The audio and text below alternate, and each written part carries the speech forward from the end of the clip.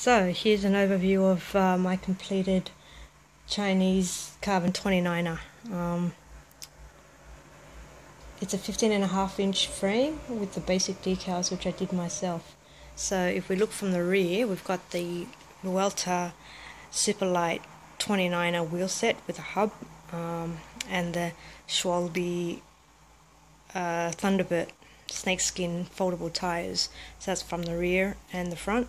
From memory, both the wheel set, both rear and front, came in under 2 kilos, about 1.9, and the tires about 800 grams for both of them, 400 each. Now the inner tube is the welterweight Maxxis 29 tube, and we look back here, we've got the XG 1080 cassette. So this bike is running the SRAM X9 grip set with the 30 speed. So that's the triple chain ring at the front, 10 speed at the back. Now I could have gone for a single speed at the front and 1x9 or 1x10, what have you, but I chose to stick with the 3x10 setup because I do like it. I know it adds a little bit more weight, especially when you've got to deal with the front derailleur and the shifter. Now for the rear derailleur, it's the X9 long cage to accommodate for the 10 speed. So the front here, I didn't know what amount to get for the front derailleur, and with this I took my chances and went with the high clamp dual pull, knowing that the bottom, usually with the 29ers, the bottom crank, towards the crank, it gets a little bit thick, so I didn't think the clamp will fit across it. Now if you're like me and unsure of how much to torque the clamp, I suggest using carbon paste, just so it offers a bit more grip and you don't have to torque it as much. Avoid damaging your frame. That said, it took quite a bit to get the it's BB30, so it took quite a bit to get the bottom bracket in there, but I eventually got it in there. So towards the front here we have the Fox Float 29 32 100 mil. That weighs about 1.6 kilos, and then we've got the carbon seat post, and we've also here got the carbon handlebars. This is the 50 mil stem, and that's pretty much it for the right side of it. Let's move on to the left. Okay, so here we've got the left side. Just to go through the left side a bit. Now, my routing the cables was all fine and everything, so I thought I was going to have a problem routing the cables, but it just got in there. It fits snug. The white ones need to be cut. The brakes go straight through. So the black ones are the brakes, the white ones was the shifters. Using their SRAM X9 shifters for the 3 at the front, 10 at the back. And now my main problem, I had the most difficulty with the brakes. So I bought the brakes, and as you can see, this is an IS, but my fork is a post mount.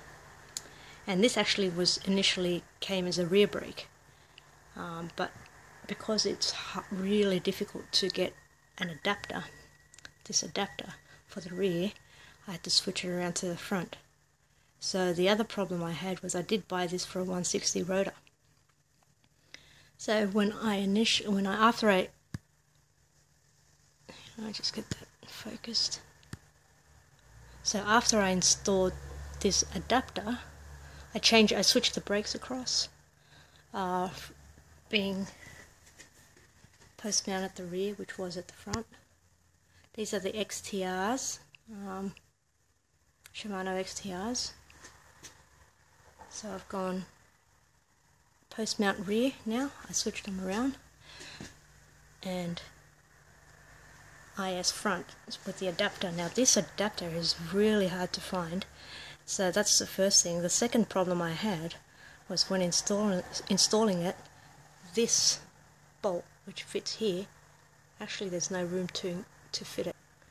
So as you can see, there's not much room to fit any bolts. So I had to really search around and find a suitable bolt that would actually have enough room to fit it. So that was a challenge. The other challenge I had is I did buy this for the 160 rotor, but when installing it, I figured it's not going to fit the 160, so I had to ditch it and go for the 180 rotor. So the 180 at the front and 160 in the rear.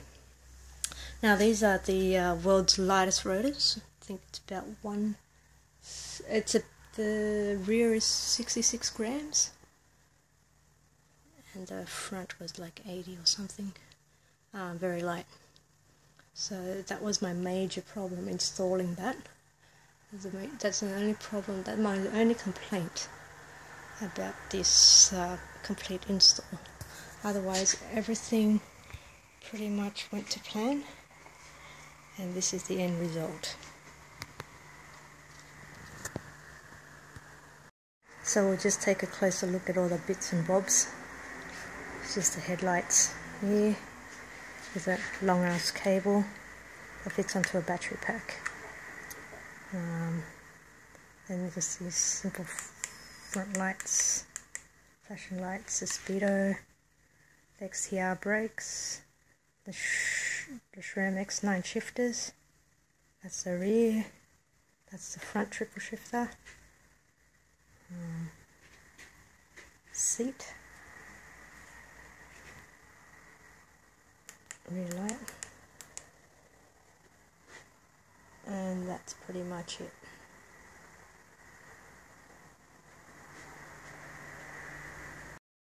So the main challenge really is to try and keep the bike as light as possible, but at the same time keeping costs low. Now that's probably near an impossibility.